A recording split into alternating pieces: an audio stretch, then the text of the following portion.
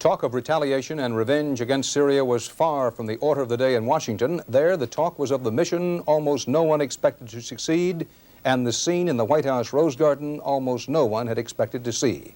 There, together, Ronald Reagan, Navy Airman Robert Goodman, Jr., fresh from a month of captivity in Syria, and Democratic presidential candidate Jesse Jackson, who couldn't even get Ronald Reagan to take his phone calls less than a week ago. We have two reports on politics and poker, and how in both nothing succeeds like success. It was an extraordinary sight, the conservative Republican president embracing the black Democratic presidential candidate at a joyful White House homecoming ceremony, as Mr. Reagan called the event. Reversing his earlier criticism of the Jackson mission, the president had nothing but praise today. Reverend Jackson's mission was a personal mission of mercy, and he has earned our gratitude and our admiration. Lieutenant Robert Goodman, freed only yesterday after 1 month in Syrian captivity, looked healthy and happy. As his entire family looked on, Goodman expressed thanks to both Jackson and the administration. Thank you very much, and I appreciate all the support. Jackson gave President Reagan some of the credit, claiming his mission had at least Mr. Reagan's tacit approval. President Reagan had the option to stop our mission. He had the option to interfere or to intervene. He did neither. Jackson encouraged President Reagan to hold a meeting with Syrian President Assad. We have opened, as the Reverend just said, and as I said in my remarks, we have opened communications with him, and we hope it'll lead to that. In a 20-minute private meeting with Jackson, the president said the U.S. feels no hostility towards Syria. White House officials explaining later that while the administration still blames Damascus in part for the bombing of the Marine compound in Beirut, the U.S. is not out to have open warfare with Syria. As a further indication that the Jackson mission may be having a wider impact, the White House announced that Middle East envoy Donald Rumsfeld expects to go to Damascus shortly to meet with Assad, to follow up on what the White House considers a number of positive signals from Syria on top of the Goodman release, including no direct military action against the Marines since the week before Christmas, and the fact that 2 U.S. reconnaissance flights went up today with no Syrian attacks. Despite these gestures, White House officials insist Rumsfeld is carrying no new U.S. proposals for Assad in his diplomatic pouch. Leslie Stahl, CBS News, the White House. Narrowly conceived, this mission was a political risk. But Jackson's long shot did come home, and the question now is how much it will pay off for him politically, which will be answered largely by how much his campaign organizers, who met this afternoon, can translate all the publicity and acclaim into volunteers, campaign contributions, and votes. I don't think one event translates necessarily into a nomination, but I certainly think it's a net plus for Reverend Jackson and his campaign. I think it's impressive, yes. But the fact is that Jackson's electrifying mission has not yet prompted any prominent black figure to change his mind and endorse Jackson. The way Ronald Reagan is embracing Jesse's victory strengthens Ronald Reagan in some way. And I've always been afraid that Jesse's candidacy could and might in some way contribute to the re-election of Ronald Reagan. I've taken the position that I'm weighing the candidates, and I will eventually, like most Americans, opt for the one that I think can do the job. They took up a collection to pay for the mission at a Washington church this morning, and at Jackson's national campaign headquarters, business was brisk. It had been slow. What little organization there is has gotten a shot in the arm. Given that a lot of the support is at this point very soft for the others, for the other candidates, I think that Jackson's successful mission here will be the beneficiary. And the candidate himself is already twitting opponents, suggesting that their refusal to go to Syria was an act of political cowardice which will hurt them and help him. This has made Jesse Jackson a viable candidate, this trip. I was viable before I left.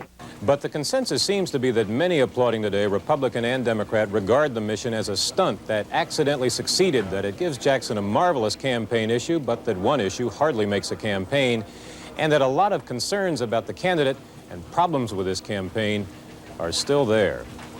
Bob Fall, CBS News, with the Jackson campaign in Washington. Pieced together from various sources who were there, including a phone call conversation with Jackson himself this afternoon, this is how he pulled it off in Damascus. Point one, the Syrian ambassador to the United States in Washington played a bigger role in helping get Goodman freed than people may realize. He was a booster of the Jackson mission from the beginning. Point two, Syria's Foreign Minister Haddam, quoted in public as calling Goodman a prisoner of war who would not be freed until the United States got out of Lebanon, was saying much the same in private, only tougher. The Islamic version of hell no. The Syrian foreign minister felt Goodman remaining a captive would make the United States think twice about bombing Syrian positions in Lebanon. No, Jesse Jackson told him, releasing Goodman would probably be a better guarantee against such U.S. action. As Jackson put it to Haddam, you don't change the post office by dealing with a mailman, and Goodman only delivered what the post office ordered him to deliver. Haddam was unmoved. Then the Jackson meeting with Syria's President Assad. I'm the only one in my government who's even ready to consider letting Goodman go, Assad said. Jackson's reply, if I can only have one lawyer in Syria to present my case, you're the lawyer I'd like to have. Point three, for the first time, President Assad of Syria cracked a smile. What happened after that, you already know.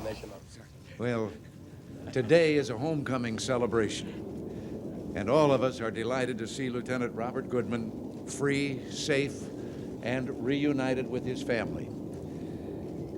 This young naval officer was flying a mission of peace, and both during and after, he exemplified qualities of leadership and loyalty, qualities of so many fine men and women in our military that we're all proud of.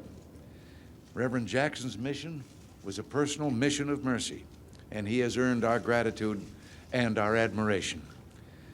Lieutenant Goodman's release affords us a unique opportunity to, well, I took advantage of the opportunity to write to President of Syria and call for Syrian cooperation in securing peace in Lebanon.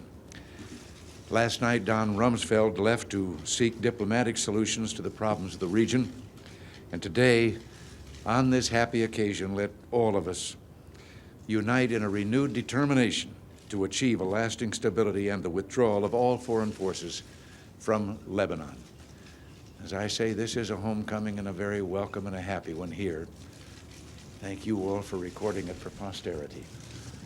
And welcome home. Thank you, sir. Thank you.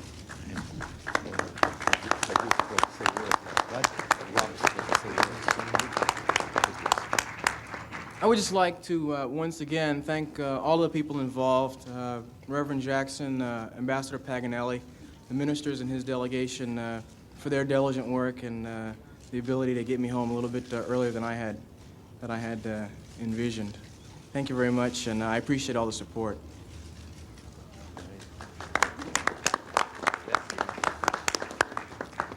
Let me express thanks to the ecumenical body of ministers led by Dr. Howard, who took this risky mission of mercy on faith.